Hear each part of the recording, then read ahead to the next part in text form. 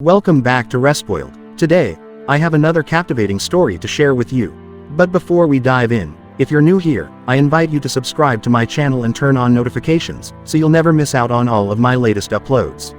Now let's get started. Upon awakening in a hotel room, Emily discovers a lifeless body beside her, yet she remains unfazed. She examines her reflection in the mirror, observing a knife wound on her abdomen. Not perturbed, she locates the knife nearby, recalling past instances of similar actions. Emily proceeds to dismember the body and dispose of the pieces in garbage bags at a nearby barn. After incinerating the remains to eliminate evidence, she buries the ashes in a pit. Returning to town, Emily spends hours at a cafe, seemingly introspective, as if grappling with a newfound understanding of her existence. Back at home, Emily attempts to ease her mind with a cigarette. Suddenly, her boyfriend James arrives, visibly upset as she has been missing for 3 days and hasn't responded to his messages. He even contacted the police to locate her and must now inform them that she's safe. Concerned about the consequences with the authorities, Emily tries to placate James with affection, but he rejects her and proceeds to call the police once more. In a moment of desperation, Emily fatally stabs him in the neck with a corkscrew. She then wraps his body and conceals it in the basement before cleaning the floor and laundering the blood-stained clothes. Emily ingests numerous medications. The following morning, she's surprised to find her body decaying, an occurrence she hadn't anticipated so soon. Shortly after, Detective Freddy arrives at her residence and grows wary upon discovering she returned without informing James. He launches into a series of inquiries, prompting Emily to offer him coffee. Seizing the opportunity, she clutches Freddy's hand and begins draining his life force. In reality, this entity isn't Emily at all. It's a shape-shifting creature that murders individuals to acquire their bodies. The eerie body discovered in the hotel room belonged to the genuine Emily, while the shapeshifter has assumed Freddy's identity, leaving the authentic cop's body lifeless and desiccated.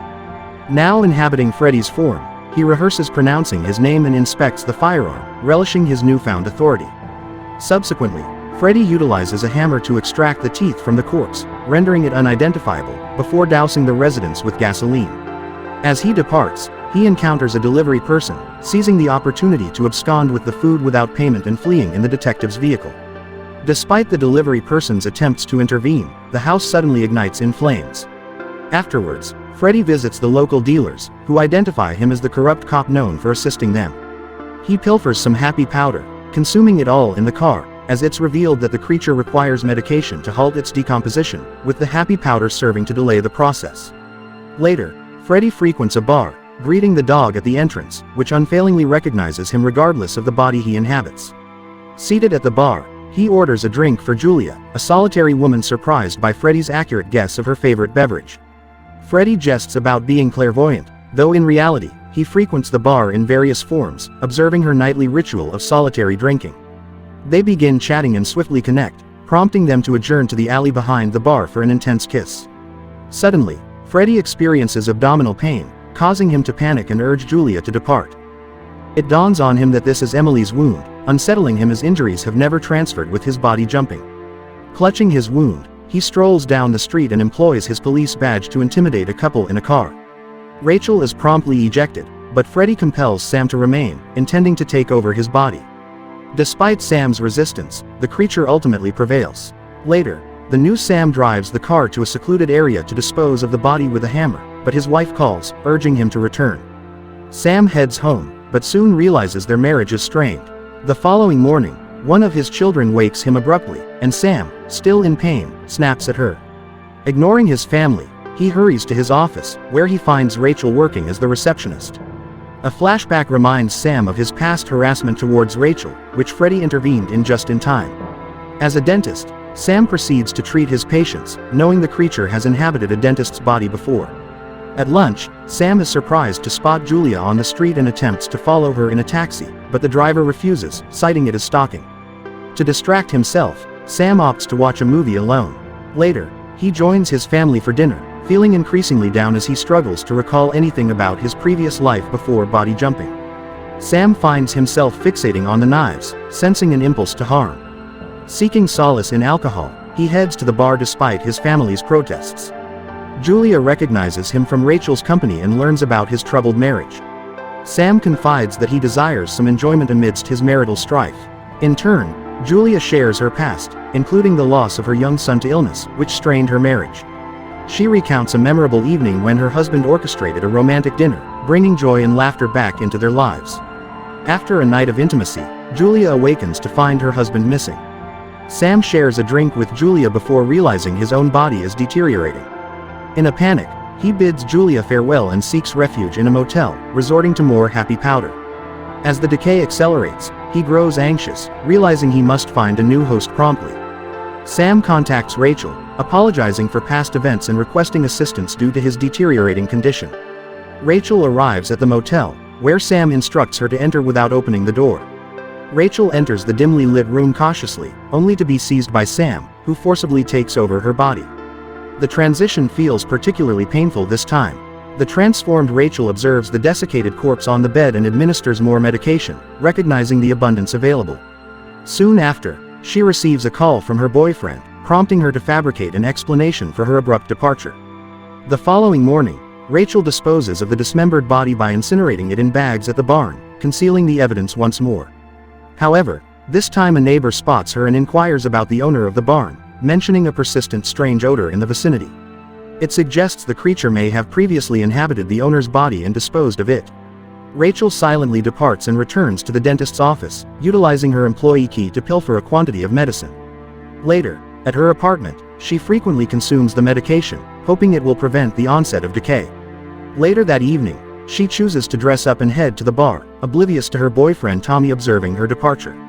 Welcomed by the dog once more, she settles beside Julia, who identifies her as Sam's companion.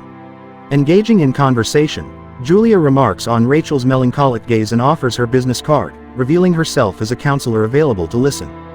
Following Julia's departure to converse with Robert, John occupies her vacated seat and begins flirting with Rachel. Initially brushing off his advances, Rachel's focus remains on eavesdropping on Julia's interaction with Robert. As the TV implicates her as the prime suspect in the barn case, Rachel feels the urgency to flee. Succumbing to John's advances, she departs for her apartment with him.